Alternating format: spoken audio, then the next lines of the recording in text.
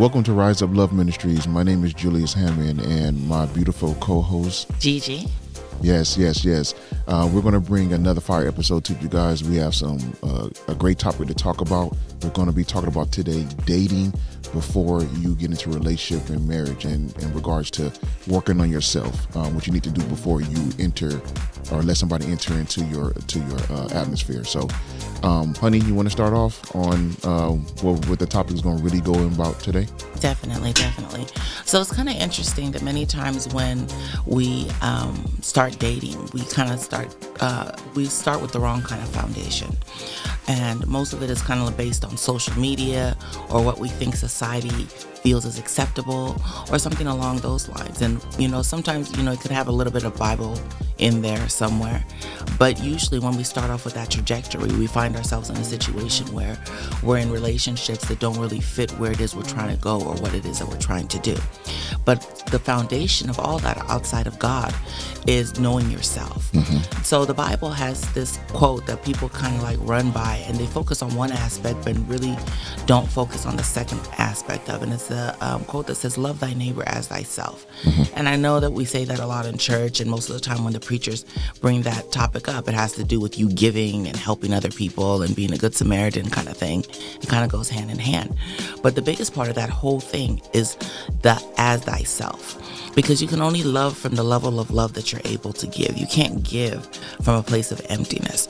So if you're in a place of self-hatred, you don't like yourself, you're always changing things, you're always getting different surgeries, you're always in a jealous mood, you can't really be happy for somebody else if they, prosper. All that has to do with self-issues and feelings of not being good enough. And so, those things are very important to take care of and actually analyze yourself before you try and find somebody else.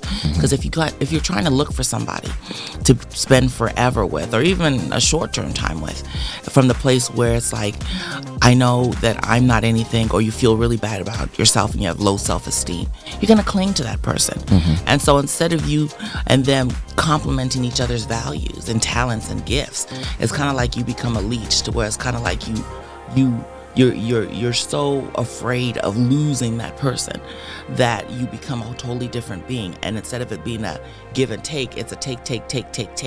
You better not leave me. Yes. Kind of situation. So in James 1:23, it says that you have to be able to reflect into yourself and identify your issues. Stuffing down the trauma only brings no healing. Because in a lot of times in our society, we're kind of taught that just be strong, suck it up. Don't talk about it, just move forward. Be a man, yeah. Men don't cry, all this other crap that society throws out there. Right. Yes. Not only for men, but also for women. It's kind of like you cry a little bit too much and you're emotional, or you're unstable, or you're bipolar, or something else of that nature. It's kind of like in society today, we leave little room for people to express their emotions. Mm-hmm. It's kind of like you have to do this tough exterior. And it was interesting, I was watching this one show, I forget what it was called, but the whole context of the show was like people were always changing faces and wearing different masks. Depending on where they were going, they would just shapeshift into a whole nother human being. Mm-hmm. And at the end, it showed the person, but the person was like old and frail and fragile. But to the society, there were all these things, because they were always changing to fit the narrative of what they thought other people wanted them to be, mm-hmm. versus who they knew that they were. So the main context of it is that you can't be good for anybody else until you're good for yourself. True. The Bible says you can't put new wine into old wineskin lest it burst. So, in the context of scripture, those are revelation that God gave me when he was talking about new wine and old wineskins. Mm-hmm. And it's funny because people always think that it's like, okay, God was just talking about wine. But new wine also represents something fresh, or holding another level of power or access.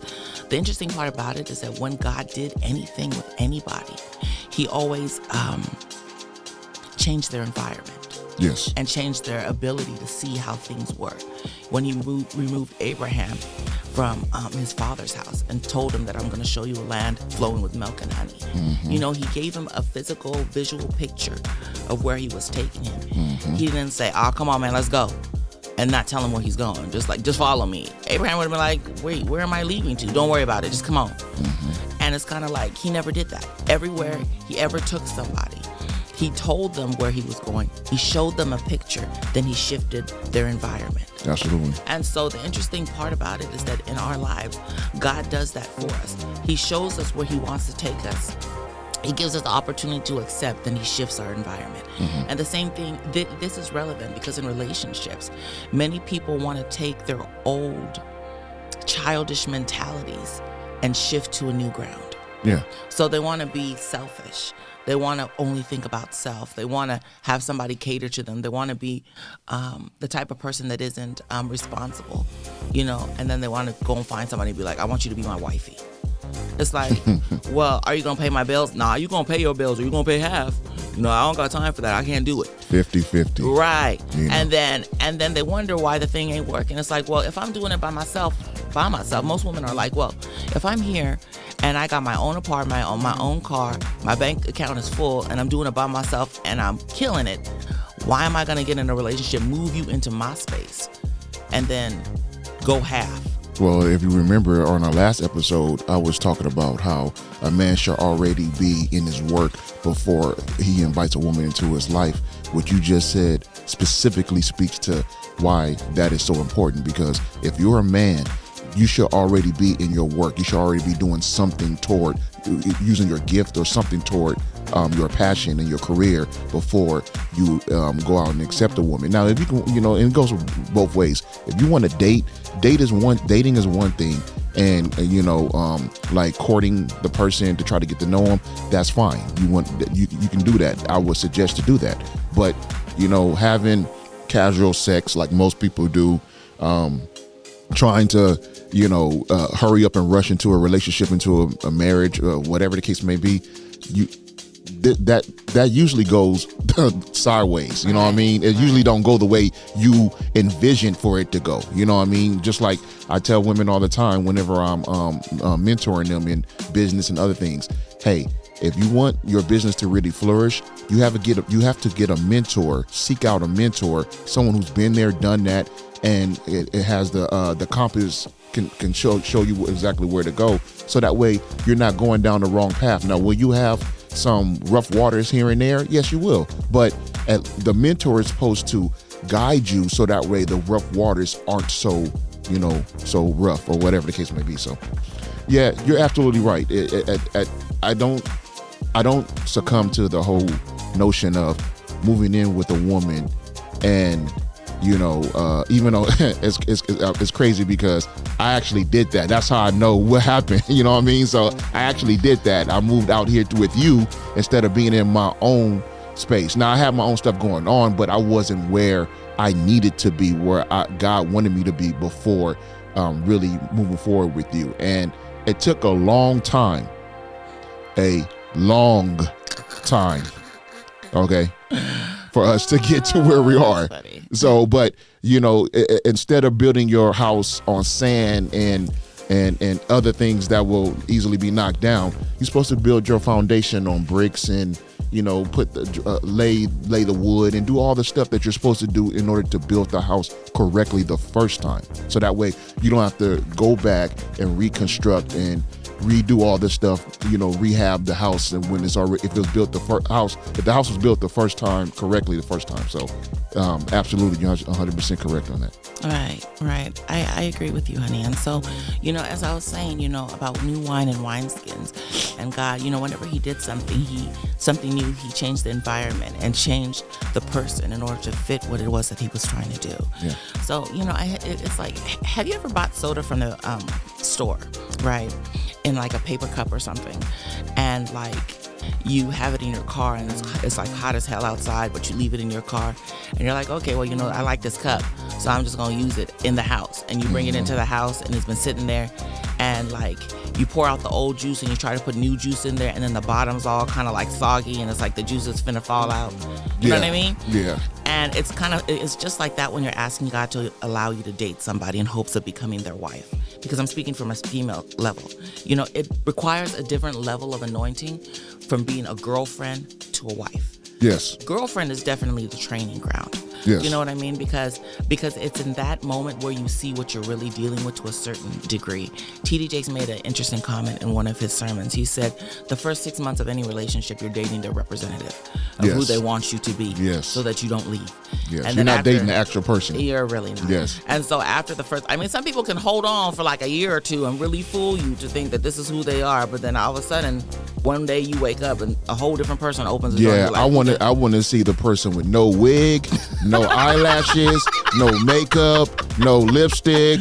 What you look like without a girdle on. That's what I really want to see. You know what I mean? Because if you like Mike Jones said, I know some of you guys might not know that. Mike Jones, an old rapper, he said, "I'm looking for a dime that's top of the line, cute face, slim waist with a big behind." I want to make sure that you are like that without your makeup on, because makeup. I know I was joking around, but you're not gonna go to the makeup thing. I know you're not. No. But I'm just telling you how men look at things. Okay.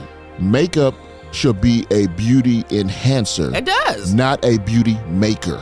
Let me say that again. Makeup should be a beauty enhancer, not a beauty maker. If you need makeup to look beautiful, then beauty is in the eye of the beholder.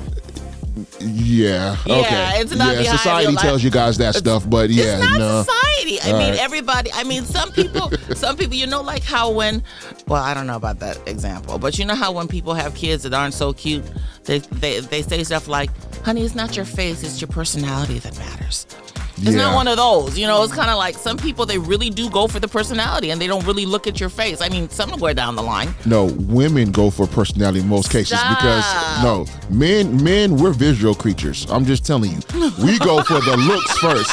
If your ass don't look good, oh my God, we ain't messing with you. We ain't trying to talk to you. We'll try to talk to you for other reasons. What's the other reasons? We PG can't really talk about that on the show, but we go for other reasons. But we're visual creatures first. We're visual. We look at like, whoa, man. Why you think we see somebody walk past us and she fine as all get out? We're like, whoa, she fine. You know what I mean? Because that's the look. We ain't. I mean, her personality could be crap, but we don't even know it yet because we ain't talked to her. We going off her looks first. That's like a horse and carrot kind of analogy. Like, I just see a carrot, I'm just gonna follow it. Whether it's rotten or not, it doesn't matter. I'm just going to follow the carrot. For real. Well, I mean, you know, some men do that. You know. I'm just saying, you know, I'm keeping 100 with you. I can't with you. You know what trips me out, off topic a little bit? It trips me out when you watch these TikTok videos of the tutorials and the person looks like so crazy, and then they do the makeup and it's like they're a totally different person. Like, it's like day and night. That's not makeup, that's filter. Stop it. No, I mean that they do the actual, like, the makeup and they look like totally different from, you know, it's like, oh my God. Oh yeah, well, they can look like a goddess on TikTok, but then look like goddamn in person. You know, but anyway. I can't with you. Back to our subject. So what I was saying was that when you step, because we were talking about, my eyes are watering. We were talking about how new wine into wineskins. Yeah. So when you go from being a girlfriend, you know, to a wife, it's like a totally different dynamic. Mm-hmm. But the whole time, you know, most women don't realize that it's your training ground. Yeah. Into what it is that you're stepping into. You know, you have to be a wife before you're actually I was just about to say that. Just like a man is supposed to be in his work before he invites a wife into his life, a woman should be a wife before she gets the ring, because there's two things that I know that are true. Women have access to sex, okay? Meaning that if she don't want to have sex, ain't nothing going down with the man.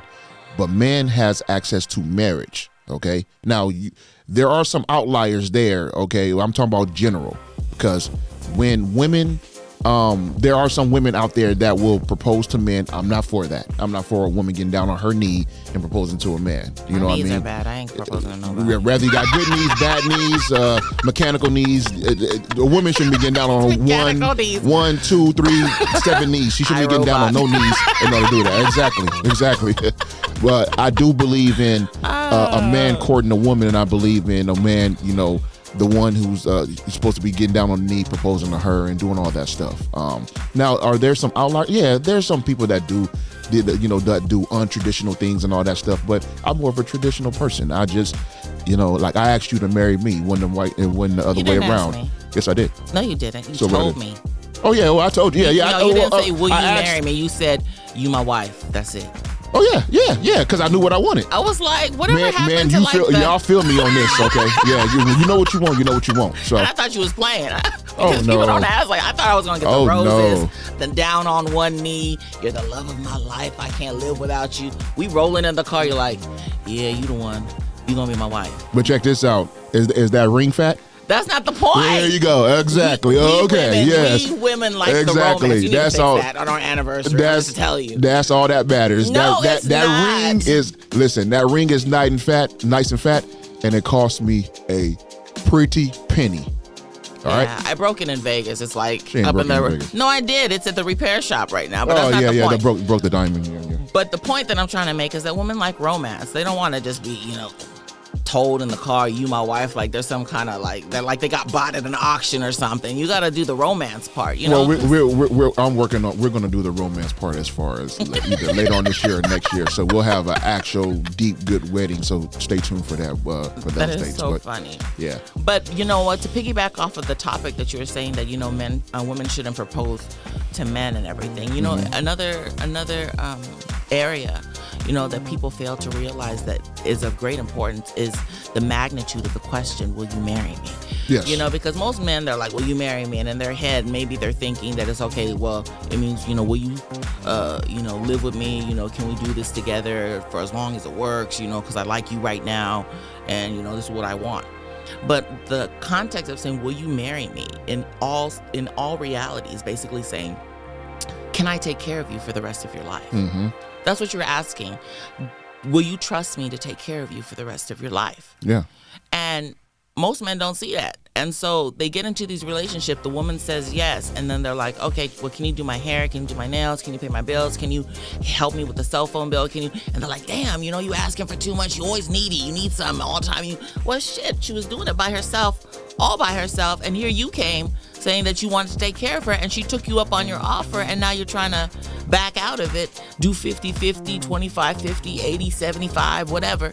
And then you're upset because you're like, oh, my wife doesn't understand me. She's not appreciative. She's not helpful. She's not a power couple. She's not a team player. Mm-hmm. But it's like when Abraham went to go and get Sarah, he didn't come broke. I said, none of the men in the Bible who went to go and find a wife didn't come in like holy clothes, head all dusty to the daddy talking about, yeah, I really want your daughter. So can I have her? She gonna have to work for me a little bit, and clean the camels and sling the cow dung and stuff and make me dinner and produce all my kids. And, she gonna have to do all that, but I want her. No daddy in his right mind is gonna be like, yeah, go ahead. You might get shot. Right. Yeah. Exactly. You might get shot. Especially if the woman is coming from a household where she knows her value, where her daddy, she was daddy's little girl, or, she was highly valued. She doesn't want to step into a situation to now, because she said yes to you, she's working 16-hour shifts, she's barely sleeping, her hair is a mess, she's not on fleek no more. And then on top of it, you change the trajectory of what she's used to give her a lower level of life. And then you have the audacity to complain and say, oh, she doesn't even wear makeup. I like stuff to look at. She used to. Yeah, she used to before she found you. So now she has to not only take care of herself like she was doing, but now she got to pick up the slack of you being childish and not being in your element. Well, and I'm glad you said that, because the key word there is value. I think knowing each other's value is the key.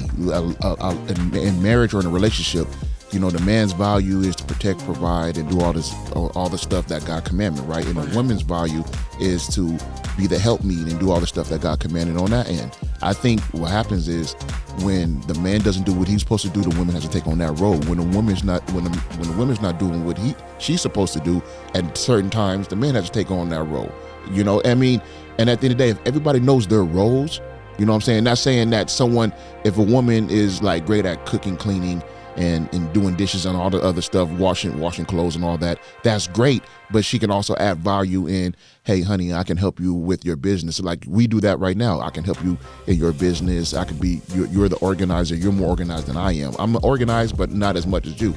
But I'm good at, finances. I'm good at credit. I'm good at other things in business.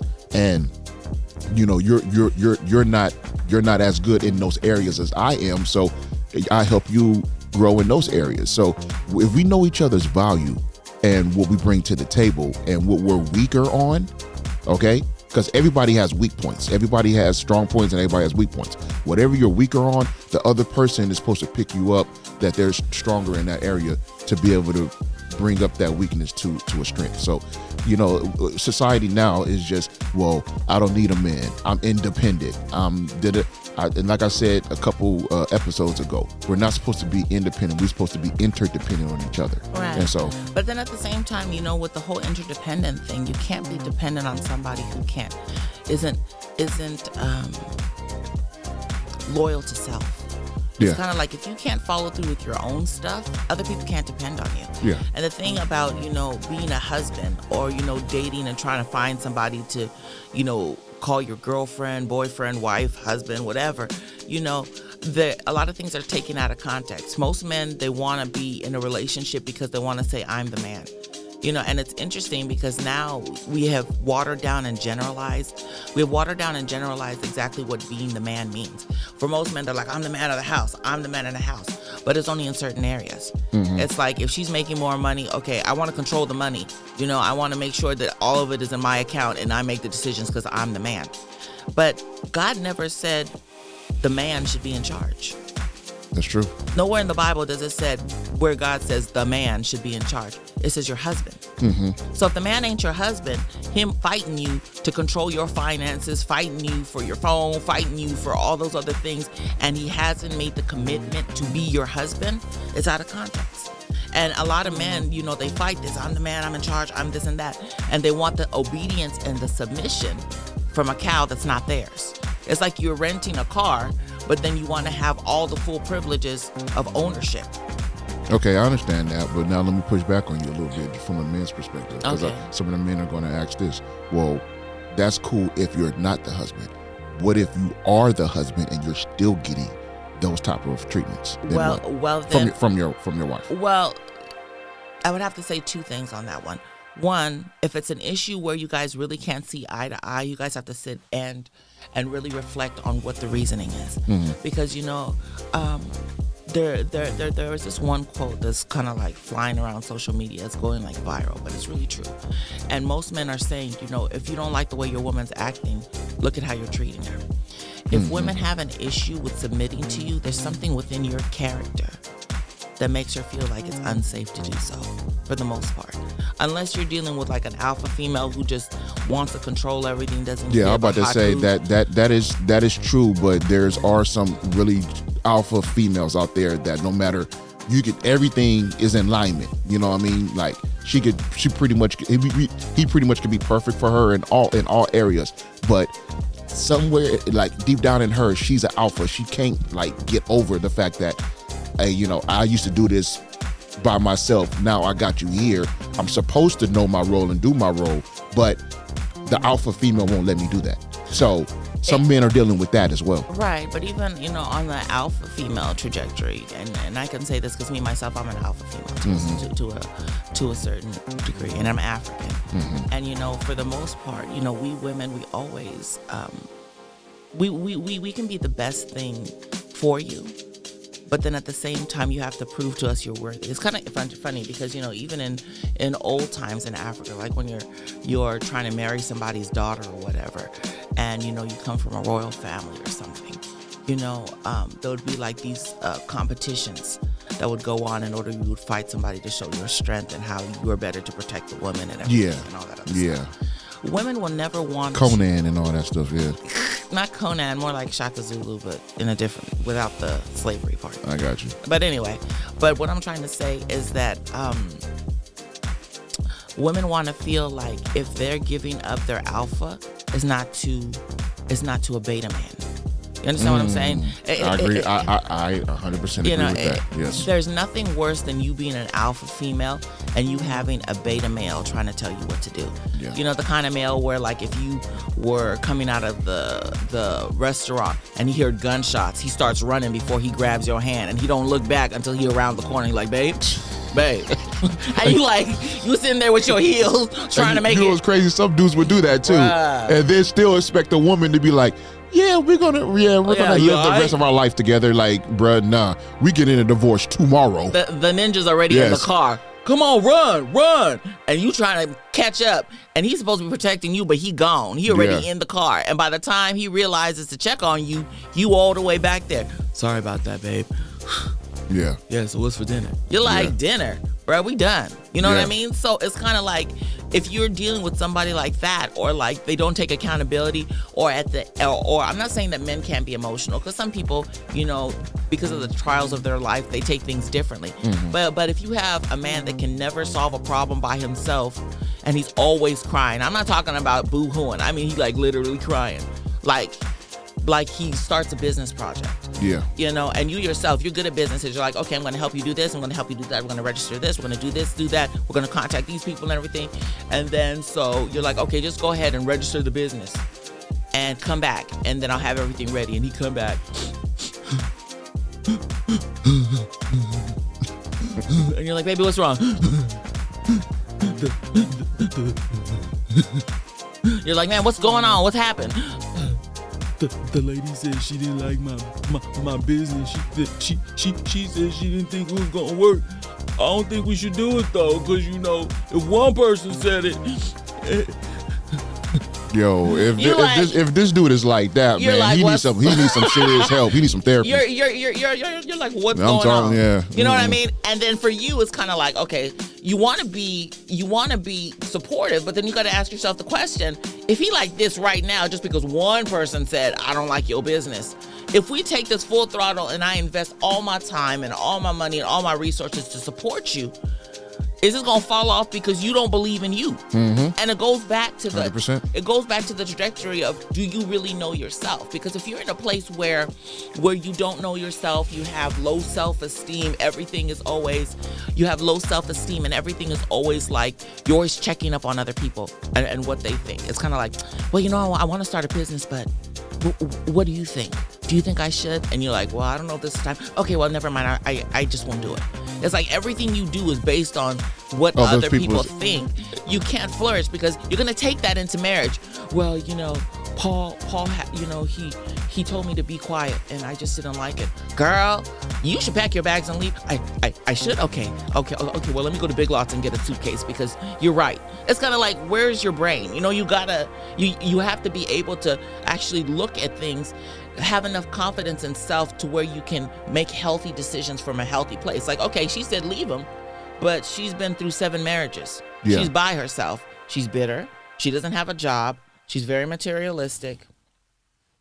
Why would you take advice from a person with that kind of trajectory? You understand what I'm saying? Yeah, I get 100%. And I tell people all the time, you're the sum of 5 people you hang around. So if you hang around 5 idiots, guess what? You're the 6th one. So you don't take advice from others who aren't either on your level or greater. Like me, I'm not going, if I want to get to the NBA and I'm playing street ball with a guy named George Williams, and he's a baller out on the street. But Michael Jordan comes and he's a 6-time world champion, all defensive player, all decade player, all world player, right? Greatest of all time. Who advice am I going to take in order to get to the NBA? Am I going to take George, the street baller's advice, even though he can ball, or am I going to take Michael Jordan's advice? I think I'm going to take Michael Jordan. You know what I mean? So I always tell people, if you're trying to learn how to be a fireman, stop going to a police officer. Go to a fireman and learn from him or her, what it takes to become a fireman and vice versa. So you can't listen to people who haven't been there. Now, if someone's been divorced for 7 times, then obviously they have what is called commitment issues. They can't stay committed. And it's not always the other person's fault. Won't you take accountability on what you've done in the marriage to why you guys are now divorced? Now, is it always your fault? No. But look at what you've done throughout the course of your marriage to where now it ended up in divorce court. It's something that you played up a certain part in there, okay, a certain role that you played in order to do that. That's for the man and the woman. It's not just the women or just the man. It's never just his fault or it's never just her fault. No, what did you do that contributed to the divorce? Or what could you have done to keep it together? that's the part that So speaking I on that. I always give advice on. Okay, so speaking on that, because me, even though this segment is kind of like, this first part of the segment is kind of like both for men and women. The second part is mostly for women. But Okay. my question, being a man, since I ain't one, I just want to make that clear. Nowadays, you don't know. People got pretty faces, but you really don't know. No. You all women, sweetheart. Yeah. You're all women. I promise you that. So this is what I'm gonna say. So I have a question, like for men, just us women, we want to know. So for on a dating scale and on a marriage scale, if everything is okay in the house, what causes men to still venture out and cheat? Like for me, if I'm satisfied with the food I got in my refrigerator, I'm not gonna go back to the store looking for more food. It's like retarded. But I don't know. I mean, I just want to know like the trajectory, the kind of like, aside from, the girl has a banging body or whatever, what is the real reason that like they venture out to do what they do? Like what compels you guys to do that, even if you know that your home front is like A1?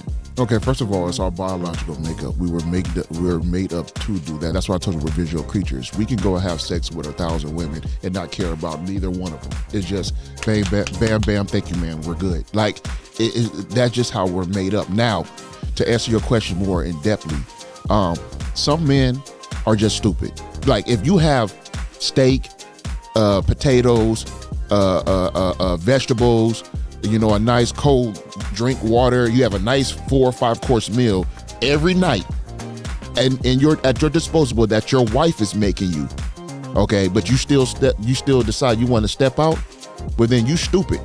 That's on you. You know what I mean? Because guess what? Most of the time when men that do that, they always come crying, like you said, with the Jordan face. Okay, they always come crying.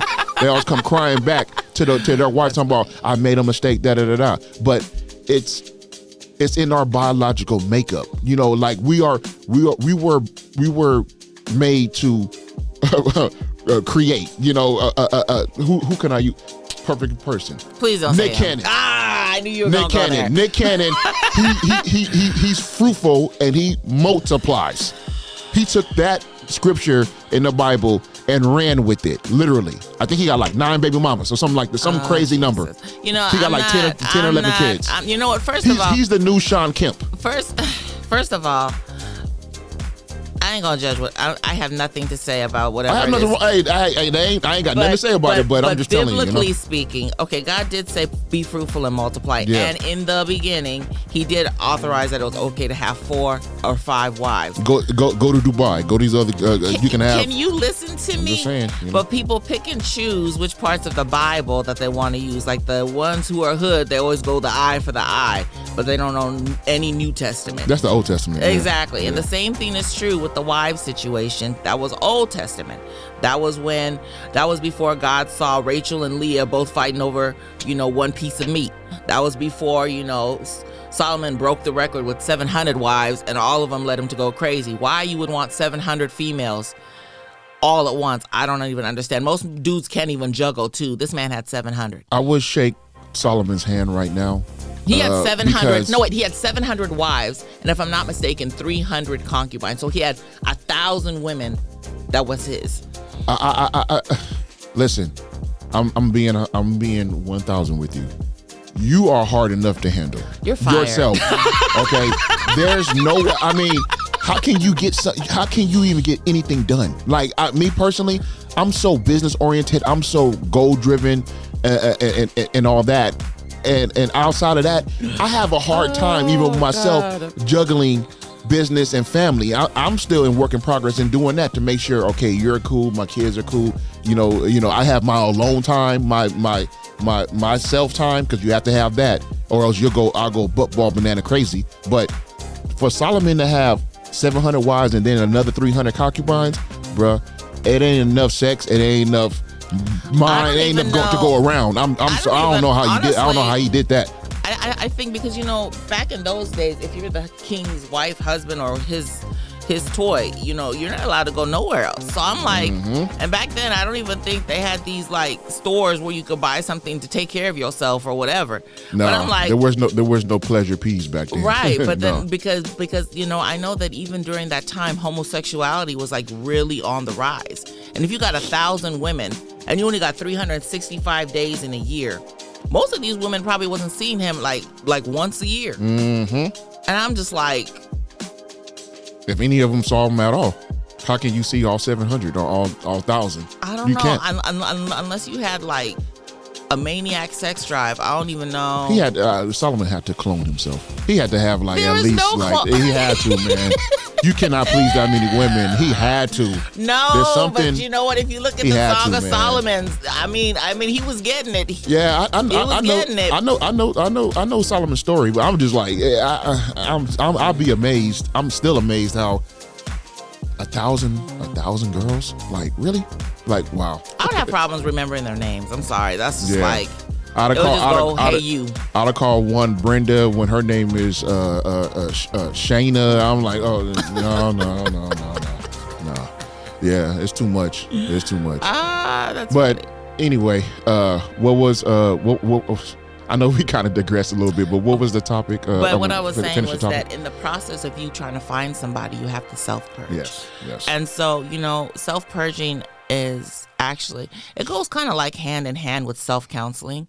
You really have to be able to face your demons. Yeah. Because, you know, I know that we probably have a couple more minutes left, but no, we got about 15 minutes or so. Yeah. So you really have to self-purge and attack your demons. Yeah. You know, you got to face your demons, because the thing is, many people, as I said before, they like to stuff their problems deep inside. They like that exterior of, I'm okay, you know, it didn't break me, I'm a strong whatever, I'm a survivor. But it's like you're surviving, but you're not living. And so it's kind of like when you step into new relationships, I know it's going to sound harsh, but you start dabbling into witchcraft. And so it's interesting because people are like, witchcraft? What the heck are you talking about? Many people are like low-key witches and wizards and don't even know it. And the reason why I say that is because, you know, the Bible says in Galatians 5:19-21 that the works of the flesh lead to witchcraft. No, to witchcraft. So it says, you know, if you go into Galatians 5, it kind of like list all the stuff that are works of the flesh, and I'll have it on our next segment.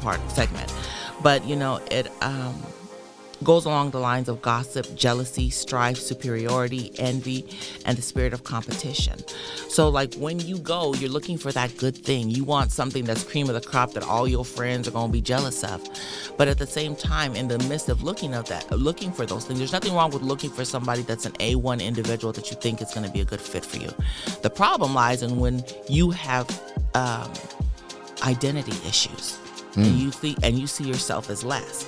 And so, and then on top of it, if you have past sexual sins because of the fact that you've been with quite a few people, you know, and the Bible says that when you have sex with people, you have a lot of spirits in you. You have a lot of spirits. And so whatever hangups and issues that you have, if you're an A1 individual, you ain't got no problem, and you hook up with Sarah, and Sarah got a bipolar issue, she got, you know, an overactive sex drive, she has mental instability, she got money problems, she has trust issues.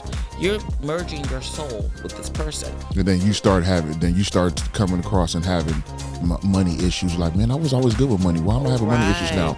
Man, I was always mentally stable. Man, now I don't know which way is up or my left from right. What's going on? You know, you're right, because those spirits have merged with yours. Right, because the two become one flesh. There so it's kind of like you taking your condo and her condo and putting it together with one door. And we even got to the disease part. That's just spirits. I mean, I can't with you. I'm just saying. Can we focus on the spirits part? You talk about diseases. I ain't worried about the diseases. Reverse. But what I'm trying to say is that when you have all these things, in the person's spirit, and you know, you always used to say that you're the sum total of the 5 people you kick it with. Absolutely. If you're with them all the time in the same household and breathing the same air with this individual and having to deal with their mental mindset and how they relate to people, you start to take on the trajectory of the people that you're around. Yep. You know what I mean? So that being said, it's kind of like all of a sudden, you know, you're around this person. Like, let's say that you have all these issues, God forbid, in Jesus' name. But let's say that we got together, right? And you're stable. You are,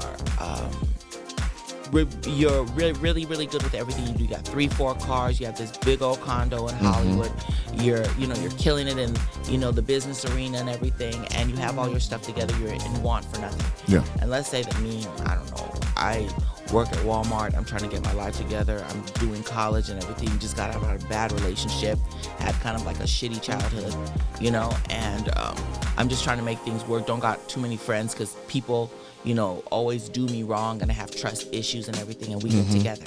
And you're the type of person you are because you're used to talking to people and, you know, being out there, men and women, hey, how you doing, blah, blah, blah, blah, blah. And me, I've always had issues with people talking to people because whenever they talk to people, they always leave me. So it's kind of like now I haven't dealt with my own issues and my traumas and my abuse. And now because of the way that you are, we're together. And you're trying to love on me and lift me up to your level. And it could be something as simple. I'll give you an example. As us driving in the car, you're like, hey, baby, let me take you out. You know, I haven't seen you all week. I've been kind of busy. Let me go and take you to dinner or whatever. Sure. And so I'm sitting there, I'm driving in your Porsche and everything. And we get out, you open the door for me, we walk in and everything. And then some lady's like, oh my God, I like your muscles. And I'm like, keep walking. Can't stand these women. And you're like, well, she just said that. She like, no, she doesn't need to say that. That happens every day with a lot of people. Right. But then at the same time, you're in your head, you're like, okay, so you don't want nobody complimenting me. You like me because of what you see. Other people are just complimenting me and you taking it past whatever. Or let's say that we're at dinner and the lady's like, if there's anything you need, sir, you know, just let me know because you were telling me your order or whatever. And then I'm like, you don't see me sitting here? You ain't gonna ask me if I need anything? There are a lot of women like that. And That's then crazy. And then so the guy's like, babe, why you tripping? No, she know what she doing. And you like, why are you acting like this? And so you get mad and you're like, honey, you need to calm down. And then I start attacking you. Well, a real man who loves his woman won't let her be disrespected by another woman saying, if you need anything, to call her. I said, and then you say, she was talking about the menu. No, she wasn't. I can read between the lines. And you just like. It's like, would you rather have me just like stone face, just putting my head down? Right? Yeah. Like, sir, do you need anything? No. How would you like your food? Just cooked well. What would you like to order? I don't know, whatever, you know, or do what what's that? Coming to America.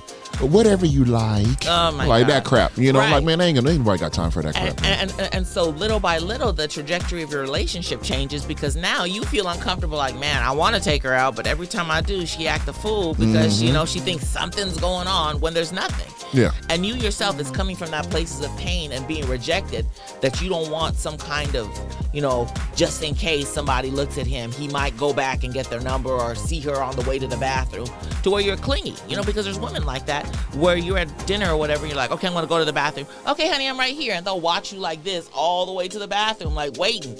You know, it's kind of like you have to be confident in yourself. And no man wants to deal with that every day. It's like you're calling 15 times a day. Hey, honey. Yeah, what you doing now? I'm still doing work, honey. Okay, well, I can't see you. Okay, let me put it on FaceTime, and you put it on FaceTime. Oh, you look nice. That's a whole nother job. I ain't got time. No, and then I'm not getting paid for that job neither. Oh no. Right, you know what I mean? And then you're like, okay, well, you know, I have stuff to do. Okay, well, just leave it on FaceTime. I just want to watch you. And you're like, bruh. We know somebody who's actually going through that right now. We ain't gonna say no names. Yeah. I'm just saying. We ain't gonna say no names, but.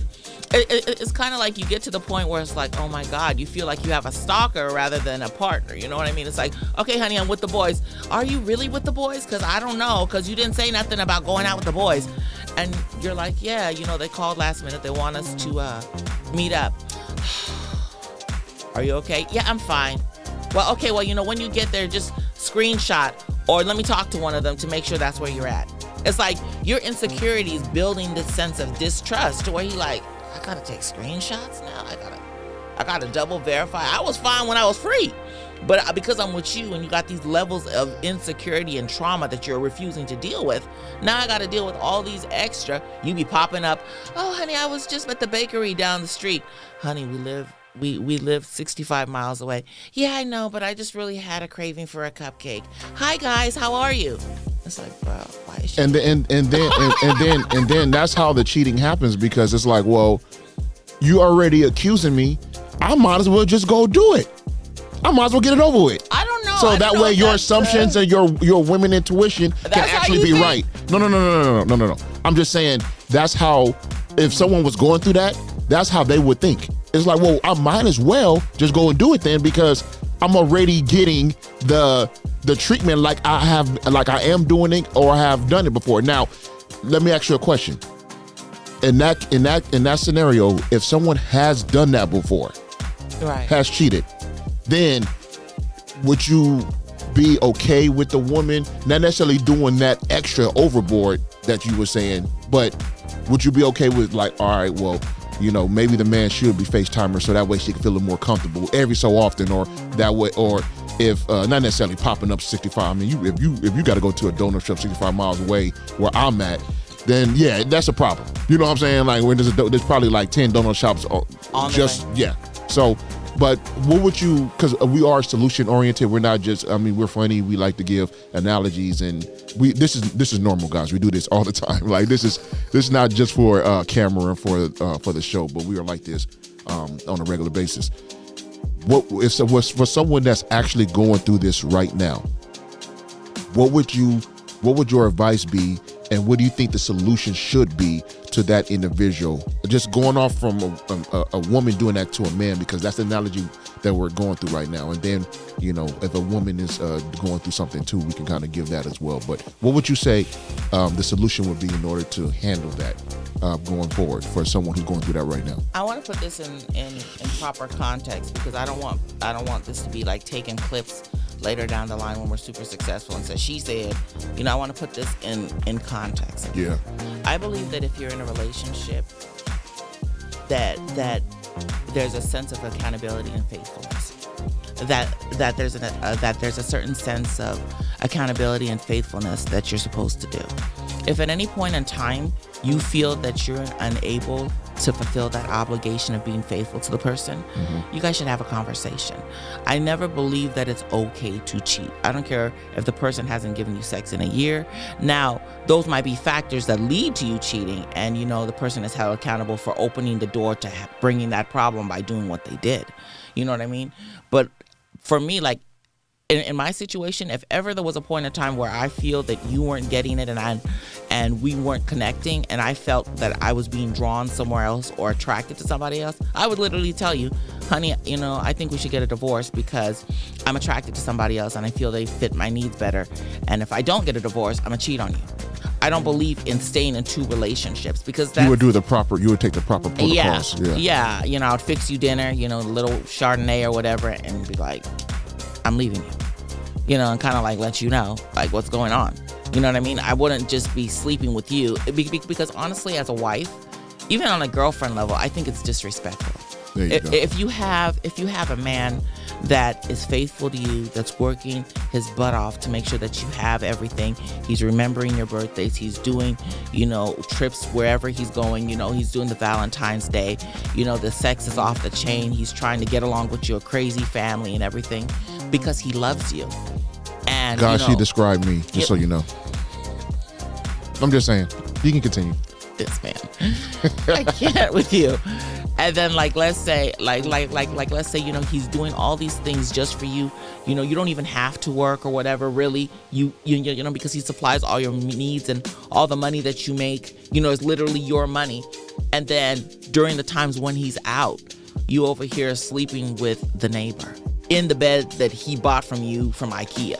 That is so disrespectful. Yeah, that's how you get shot, man. It's kind of like you're utilizing the extra money he's giving you to buy another dude gifts, and then you're bringing that man into your house to to sleep on the bed. And 9 times out of 10, that dude is not nowhere near the level of your husband. But most of the time, even so, just on a personal level, it's like slapping the man in the face. It's like, what you're doing for me, excuse my French, ain't shit. It's like, me personally, like, I think that is one of the main reasons why I can't bring myself to do it, because I'm like, how could I disrespect somebody like that? It's like, as a woman, you know, if you're doing everything, you know, you done popped out 6, 7, 10 kids for the man, you know, you're raising all the kids, you know, you're still going to work, you're cooking the meals, you're doing the laundry, you're making sure his stuff is right, you know, and managing the finances, and you're here struggling with all these kids trying to make things happen and keep your household together.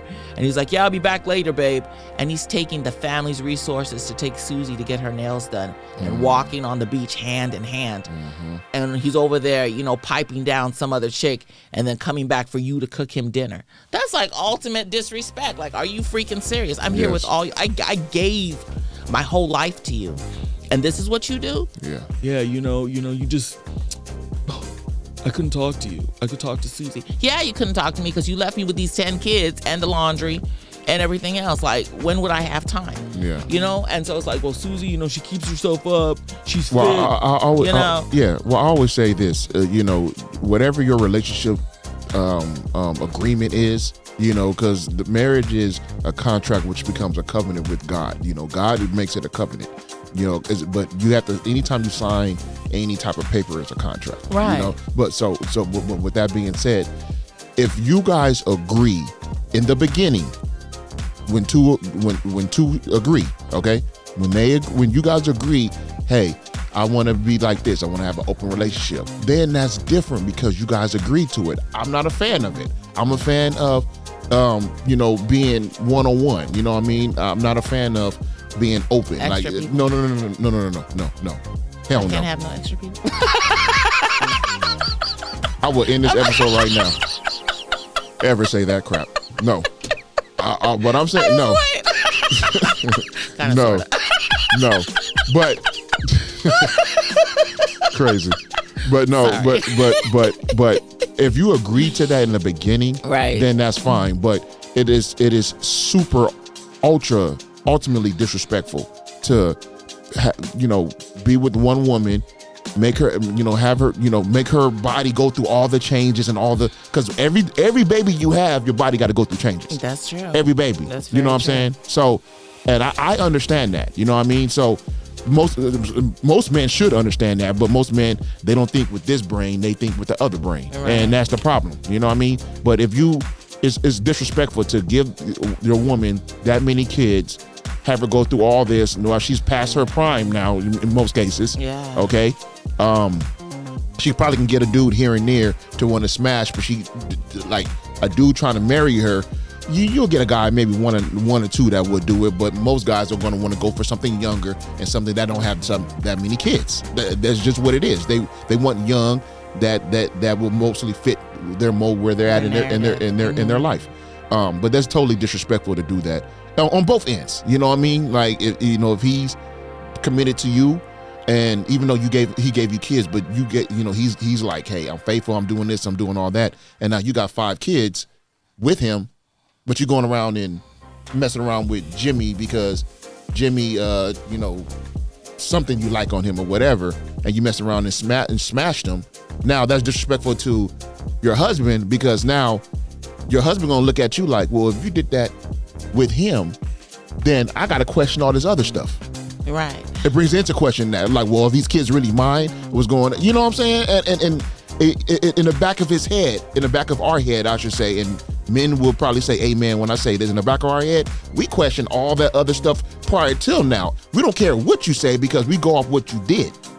Well, true. You know what I'm saying? Right. So piggybacking on what you said, in order to answer your question fully about, when you said, since she's doing all that, we might as well cheat and everything.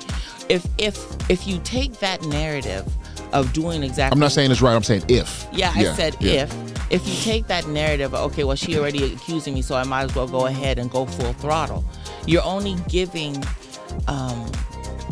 agreement to all the fears that she had to before. That's true. So now she's going to be like, well, apparently the devils that you say I have that, was over blowing things out of proportion wasn't really wrong. It was my intuition actually working because you did exactly what I told you were finna do. Yeah. And this is where the witchcraft of words falls in, because a lot of time when you get into relationships, you start making self-fulfilling prophecies over your spouse or your significant other inadvertently based on your fears. Yes. And that's what we're going to touch into next time. But what I was trying to say was that even in the event of you cheating, if you decide to make that mistake or you did it on purpose, you're still going to have to reap what you sow. So at the end of the day, my biggest thing is that when people most of the time commit infidelity for whatever reason, they have this narrative. I find it most common among men. They have this narrative like, okay, yeah, I slept with 6 people, but I already said I'm sorry, so get over it. And it's been like 3 months, and they wanted to go back to being the nice, sweet person and cooking breakfast and acting like nothing happened. And it's like, for us women, like you guys are visual creatures, we pick up energy. So it's kind of like, not only do you have the energy of whatever soul that you dealt with, on you, but then we have to look at your face, and because we are familiar with you on a sexual level, it really messes with our mind when we have when to something engage is with off. No, meaning that if you cheated and then you just want us to forget it and act like nothing happened and go back to having phenomenal sex and everything, every time we come together, I'm going to be thinking about what you were doing with this girl. Just like if you know me and whatever it is that I do in the bedroom, and then I said, I'm sorry, I cheated on you with your best friend. I spent 2 days with him in his house and we did whatever. We had a rendezvous, but it's over now, and you know me. So, and you might say, okay, I forgive you, but every time I got that visual in my head, like the stuff that you do with me, you probably did with him, and I wouldn't want you to ever do that with me again. Right, exactly. Like your mind is going to be like, okay, well, this is how you do this with me. Is this what you did with him? Like, and it'll be messing with your brain. And even the purpose of having sex will now be corrupted because you're supposed to intertwine souls, spirits, and it's a level of understanding, intimacy, and kind of like worship. Yes. So it's kind of like, well, technically, you were at that point in time during those 2 days in a place of worship with this dude, and it's kind of like I'm sitting here, kiss me, honey, and you're like, I don't know where your lips have been. Like, I don't know what's, and then I get upset, like, just get over it. You're not being the same way that you were. Well, how can I be?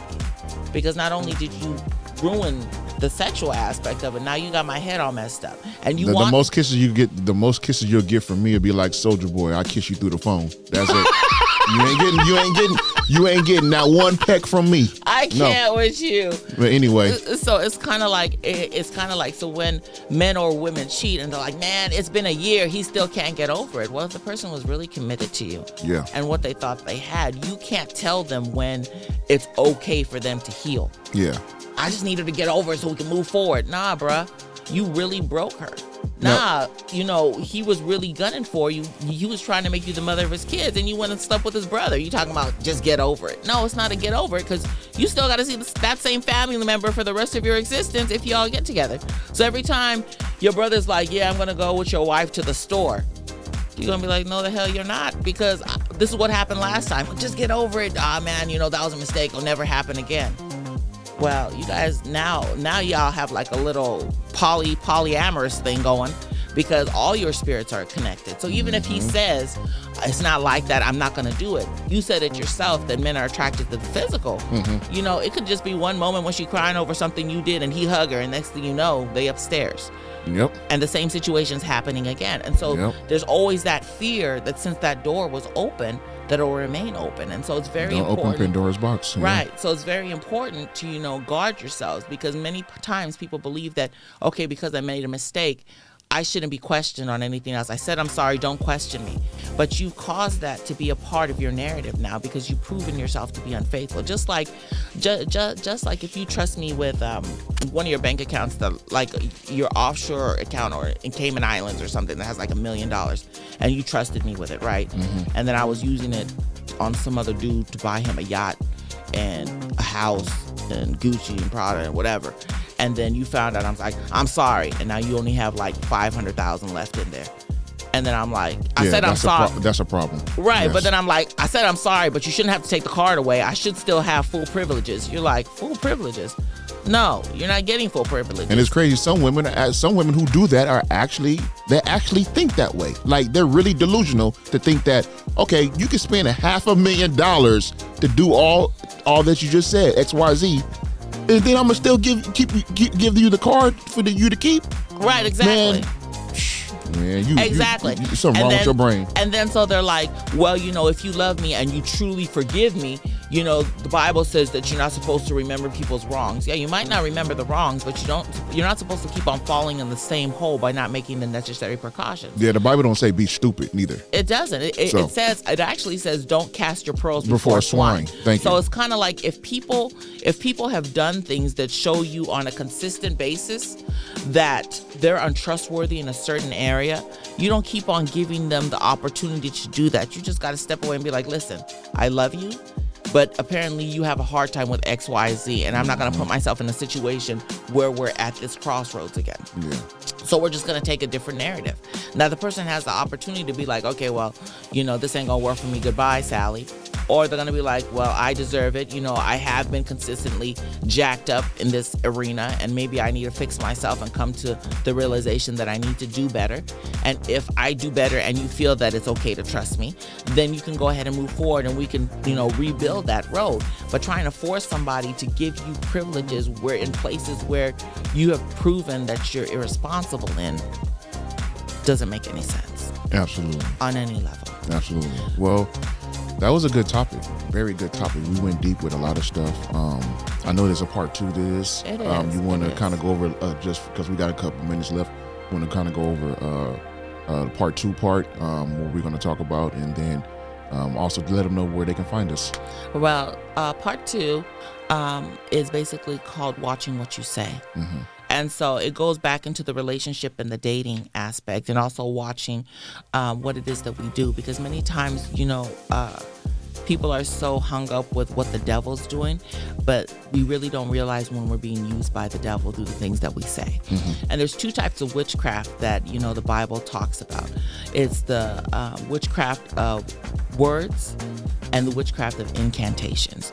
So it's kind of like, I'll go more into it later. Mm-hmm. But with the witchcraft of words, it's kind of like you're with somebody, and let's say that you have a low self-esteem, or like you low-key jealous of your girl or the dude you're with or your best friend or whatever it is. And so, a lot of us, we have people like that function in witchcraft, but we really don't know it. Like we could be kicking it with our boy or whatever, and you say something like, I'm about to get this new Bugatti. And then he like, man, you ain't anything. You think you big, but wait until I get a moment in your circle. You ain't gonna have nobody because, I'm gonna take them all. They all gonna be my friends. And he's like, just joking. He ain't joking. He's serious. Mm-hmm. Or like, he's like, man, your wife is bad, man.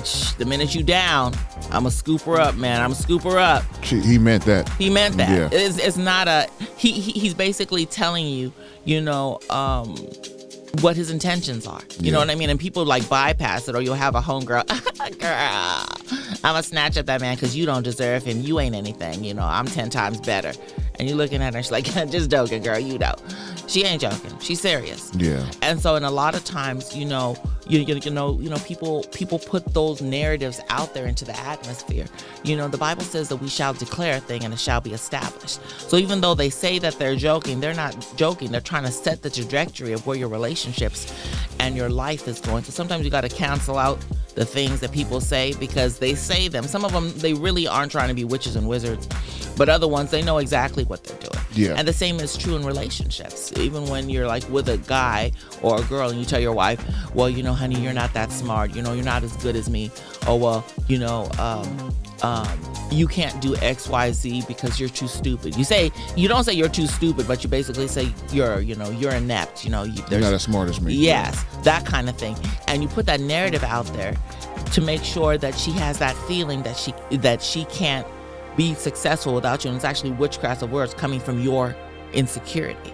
And many times when the two are supposed to be together and grow and flourish, that person becomes a hindrance. It's like they're walking witchy podcast person. It's like you're always there, but you never have anything good to speak. You're not speaking life into the person. Yeah. You know, and then you have the other one, which is the incantations, you know, which is what. Well, we gave him a little bit to be announced. Stay tuned. Wait. This is the last part of it, and then the other one is spells and incantations, and that's where people actually are like doing stuff like putting things in your food in order to try and manipulate you.